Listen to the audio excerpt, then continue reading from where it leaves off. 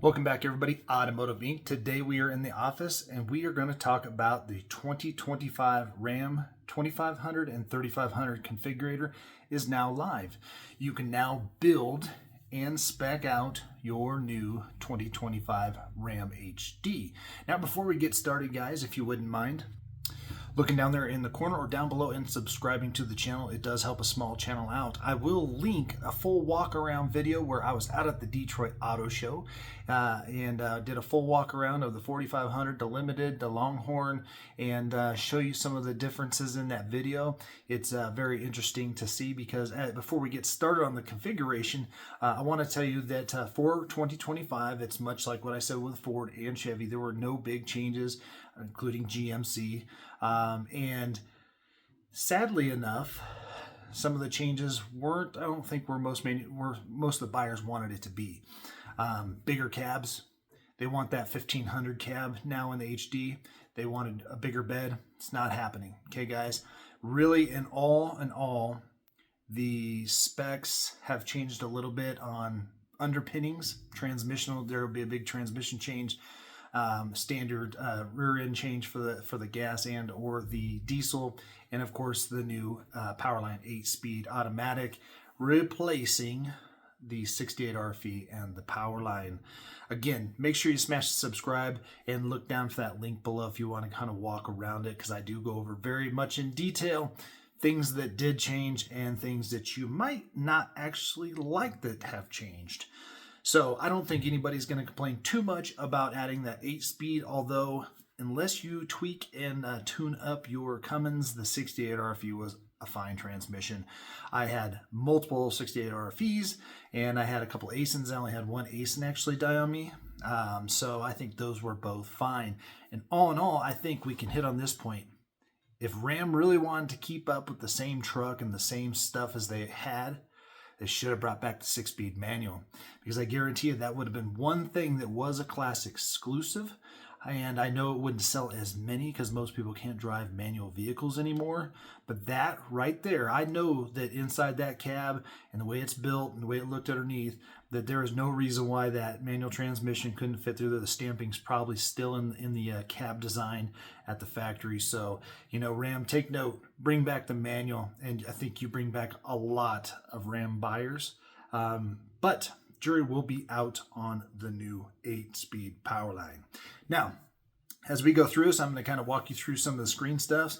I went ahead and built a Bighorn and a Laramie, and I basically spec'd them out with most of the things that things would want. Their tools are somewhat not easy you have to go through these columns of massive regurgitation, repetitive information to decide if you do or don't get those in those packages. Some interesting changes, though, this year, and it kind of makes sense. We'll talk about those in just a second. But without further ado, let's spin around. All right, first things first, guys, as we cruise in here, we can see that for 2025, these are going to be your base prices for a 4x4 crew cab 6'4" bed on a Bighorn and on the Laramie. Now, if we cruise over here to the 3500, which we can see up here, it's the 3500.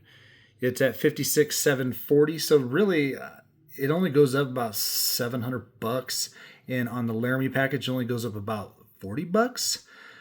I'm not for sure why anybody would even buy a 3/4 ton Ram at this point if you're looking for towing capabilities, because the gas Bighorn is going to max out around 17.2 on its towing, and when it comes to the Cummins 3/4 ton, it's going to be right around 19.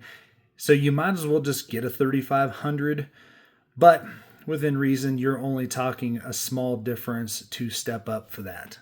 So unless you're just a ride enthusiast, the 3/4 ton does have the 5-link rear coil, but that gives you a slightly better ride than a Hotchkiss Leaf Springs, which is what the 1 ton has. It just doesn't make sense. Ford, Chevy both have leaf spring setups in the rear. So honestly, for $700, that's cheaper than the competition going from a 1 ton to a 3/4 ton. It makes more sense in that. Now, if we cruise over here, another thing that has changed for now, you can no longer get a Bighorn Mega Cab. And of course, you've never been able to get a Mega Cab 8-foot box. But if you do cruise over here into the Laramie and up packages, you can get a Mega Cab 6'4". Now I'm going to tell you this. The crew cab from Ram is not any bigger than it was last year. It is smaller than the competitors. So honestly, because they're putting the big horn in the up trim package, you're adding more gear, so you're going to lose payload. This is, again, the reason why I strongly encourage you just to go to the 3500. And that way you can get a mega cab and get now the biggest cab in the market. And there are a lot of perks to having a mega cab with storage behind it, a little bit of storage underneath, folding it flat if you want to sleep in the back of your truck on a road trip and you're by yourself. I would get a mega cab in a 1-ton for that price over that, and then that way you can keep your thing, because the mega cab in the 3/4 ton really cuts into your towing capacity and payload capacity, so keep that in mind. So as we go over here to the configurator, this is the 2500 Bighorn. Again, add another $700 on the Bighorn to go 1-ton, add like $30 to go 1-ton on the Laramie. But you can see right here, they give you 3 color options that are free: red, a gray, and a white. And then if you want any of these other colors, which are not many, then you can pay for those. So that's fine. You can get granite, you can get forged blue, and you can of course get diamond black, which is the metallic black. Now on the Bighorn, you can see down here these low volume exterior colors. These are more fleet-like colors. But you can try and see if you can order one, but my guess is it's going to be a very unique color experience, and you can see the premiums go up from there to have one of those odd colors. Now, if you come over here, you do have your option of marker lamps on the Bighorn for $95. I'd encourage you to do that. I was at the auto show. Everybody, these wheel designs are the same as they were before.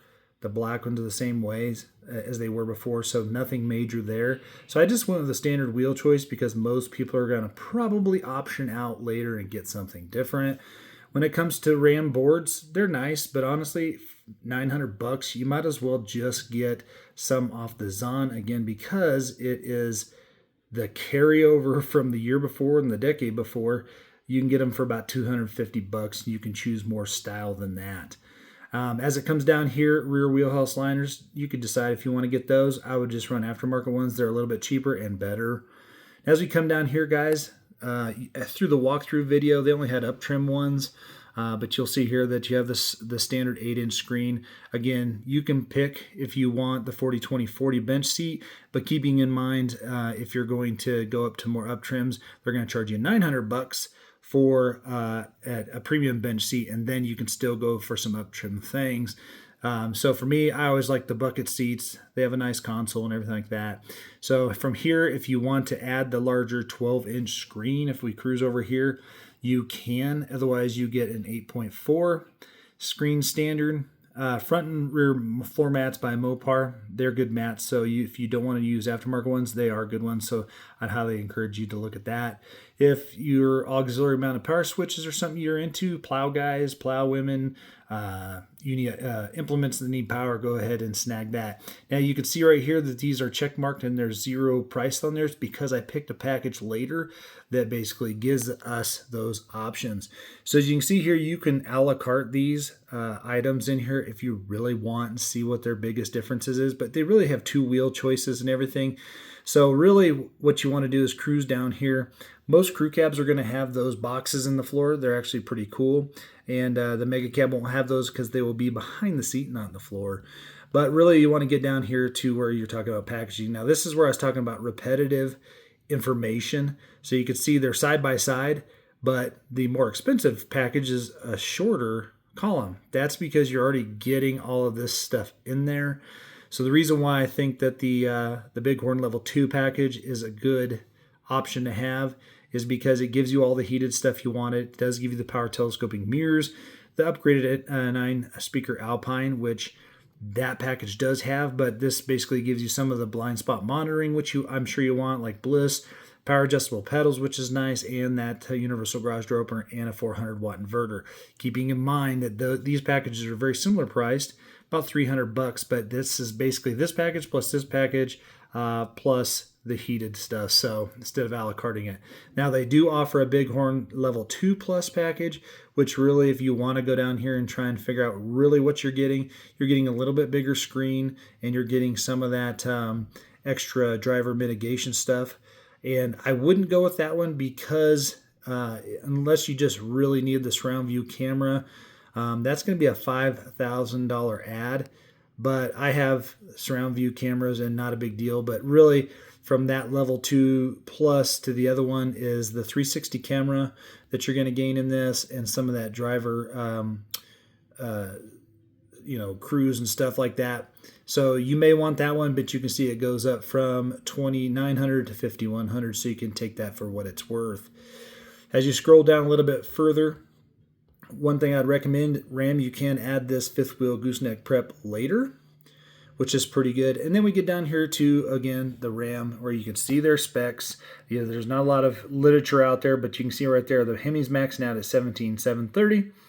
And max payload of 4,440. Keeping in mind, that's on a 1-ton gasser dually to get that big of payload. So keep that in mind. Now, interesting enough, the Cummins itself is now a $12,000 ad, and there's no standalone standard output Cummins.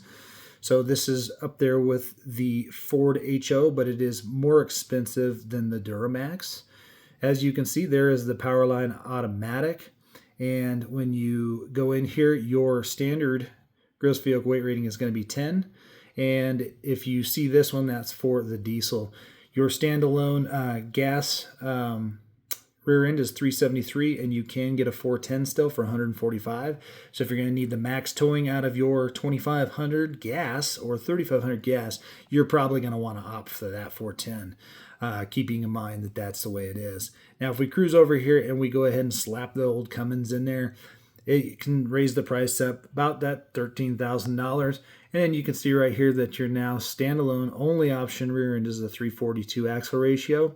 So keep that in mind. But for most buyers, we can just remember to add the $12,000 to it. So we'll go back here and add the Hemi. It drops the price down to $58,800. So then you can cruise down here. And if you're interested in these other items, then that's fine. I would always suggest, going with a dual battery setup on this, but I don't see it actually in here from Ram when it comes to the gas versus the other competitors. You can get that. So I'd probably suggest going, with a dual alternator setup. Engine block heater, I'd definitely get that if you got the diesel, the skid plates. And after that, that is your summary of your Bighorn, and you're at a $58,800. Now, I think Ram's pricing is competitive and probably a little bit less than the others, depending on what you're getting, because you're getting a lot in a Ram.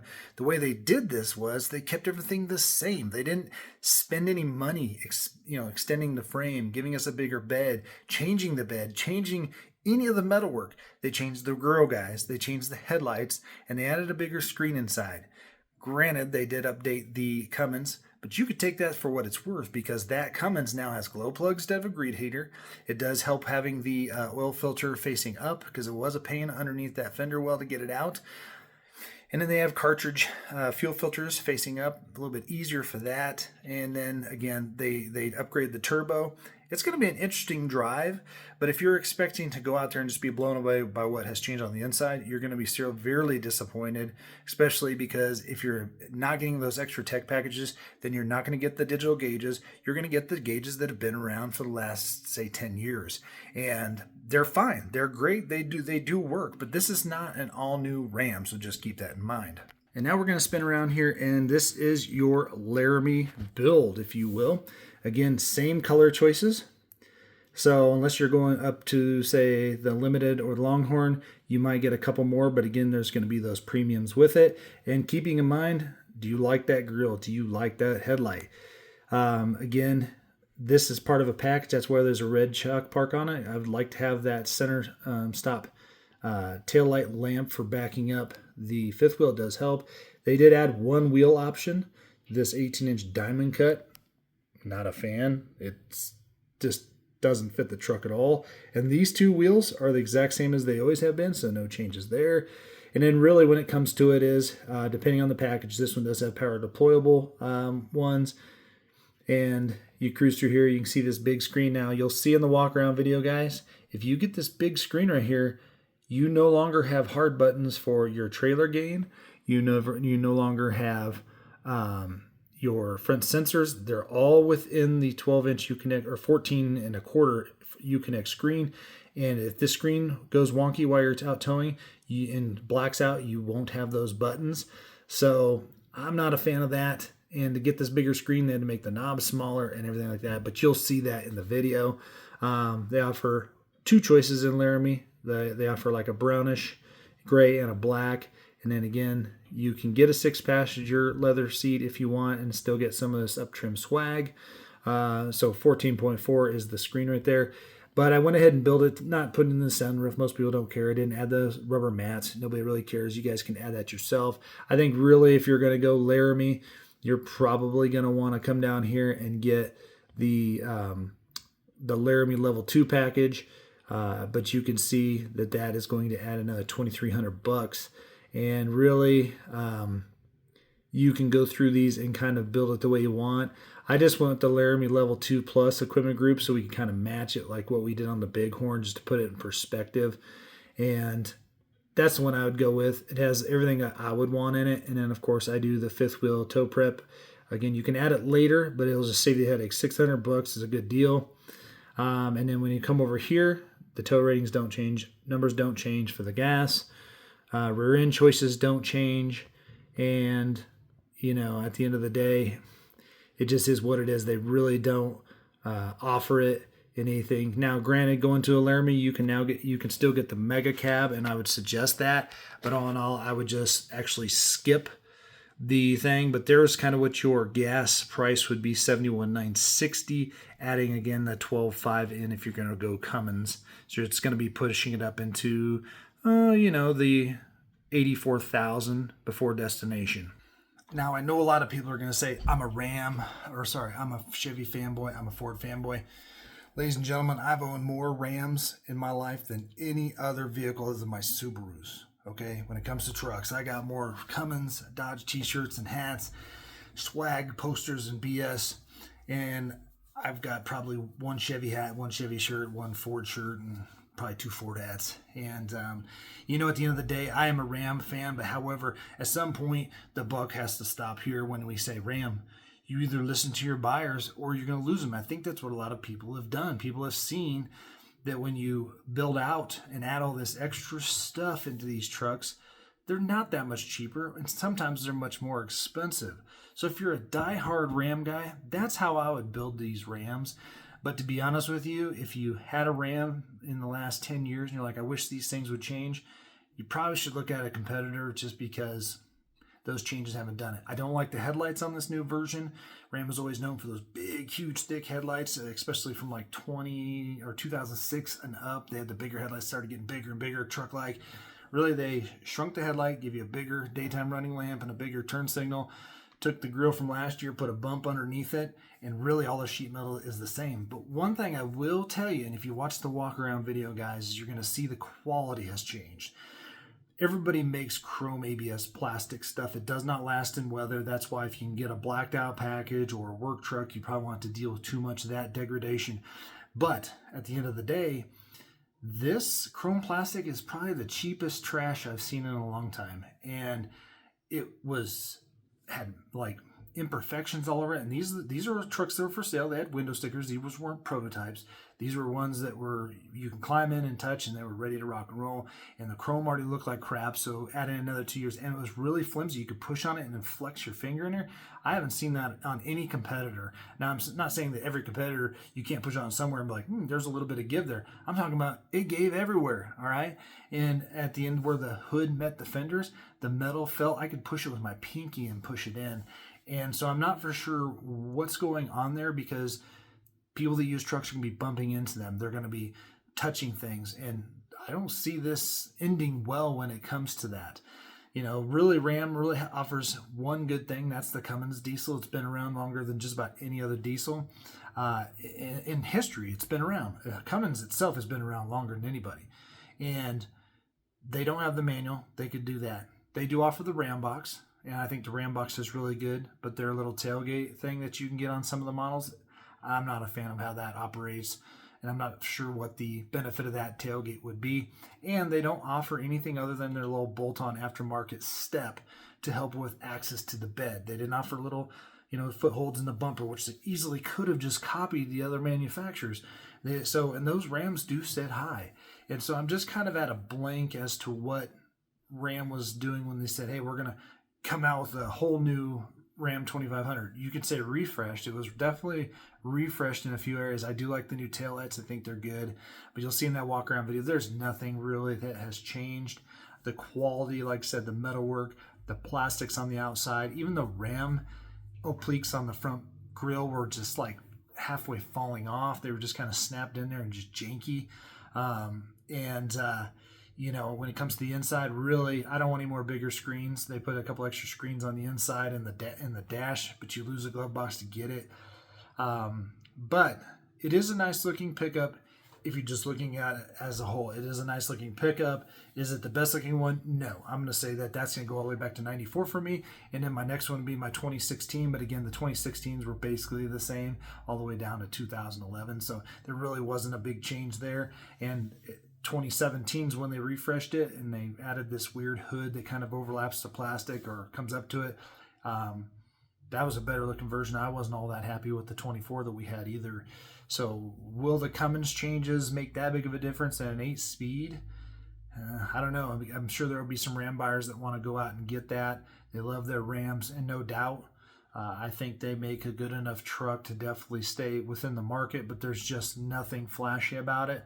And again, when you get in there and feel the leather in a Longhorn, which I noted in the other video, it felt no different than the Laramie, so why spend that extra cash to get that? That was always the thing. You get in there and it smelled like a saddle shop in there, and now it just smells like the plastic Laramie. And so I don't know, but that is how I would build those two different versions. Let me know what you guys think on that. Make sure, again, you do smash the subscribe, thumbs up button at the end, and notification bell so you know I post new content, because we do have a lot of new content coming, especially from the Detroit Auto Show.